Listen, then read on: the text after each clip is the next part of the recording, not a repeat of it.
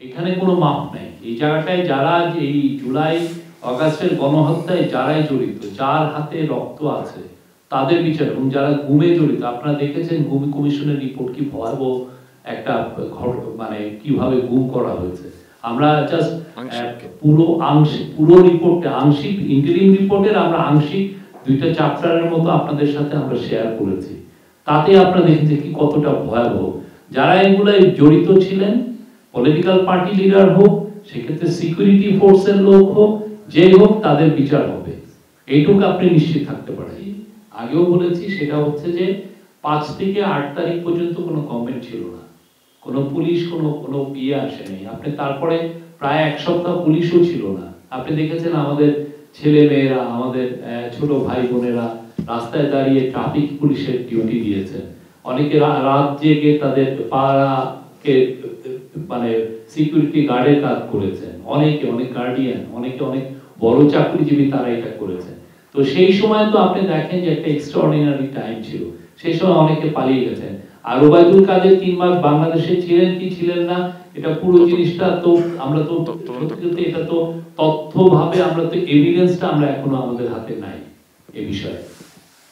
শরীফ ভাই, আমি আনিসুল ইসলাম, আমি ইউএনডিতে কাজ করি। আমি তো সেই লক্ষ্যেই কাজ করি যে প্রাইভেট মানে স্কুলের টিচারদের যে ট্রেনিং, যদি ট্রেনিং ভালো হয় বা আমরা যদি পাঠ্যপুস্তকগুলো রেশনালাইজ করতে পারি, তাহলে হয় কি সেক্ষেত্রে অনেক ক্ষেত্রে কোচিংও লাগে না। মূল জিনিসটা হচ্ছে যে শিক্ষা খাতে আমাদের আরো অনেক বেশি ইনভেস্ট করতে হবে।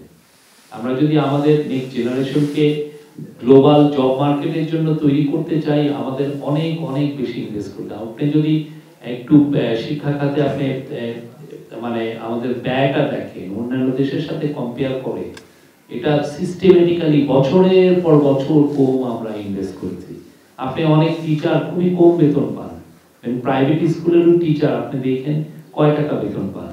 তো সেই জন্য আপনি এখন আমরা 4টা মাস এসেছি, আমরা দেখছি যে কোথায় আমরা দ্রুত ইন্টারভেন করলে আমরা রেজাল্ট পেতে পারি, সেই কাজগুলো করছি, এবং এটার জন্য আমাদের কাজগুলো অব্যাহত আছে। তো বাট এটা আমার মনে হয় যে এই ফোকাসটা আরো অনেক দিন ধরে থাকা উচিত। আপনারাও এটা নিয়ে কথাবার্তা বলেন, সামনে আরো যদি নতুন গভর্নমেন্ট আসে সেই সময় কথাটা বন্ধ করে রেখেন না, সেই সময় আরো জোরে বলেন, যাতে বাংলাদেশের শিক্ষা খাতে ইনভেস্টমেন্টটা বাড়ে। আমরা জিডিপি অনুযায়ী অন্যান্য দেশগুলো দেখেন, ওরা জিডিপি অনুযায়ী কত বাজেট ইনভেস্টমেন্ট করে, আমাদের দেশেও সেই রকম যাতে ইনভেস্টমেন্ট হয়।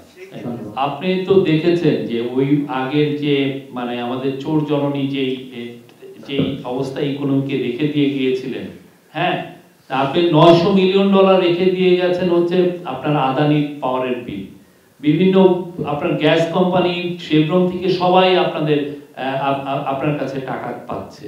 আপনার অন্যান্য যাদের থেকে আপনি বিদেশের থেকে আপনি এলএনজি কিনছেন, তারা আপনার কাছে বিলিয়নস অফ ডলার, অনেক মানে hundreds of billions of dollar পাচ্ছে।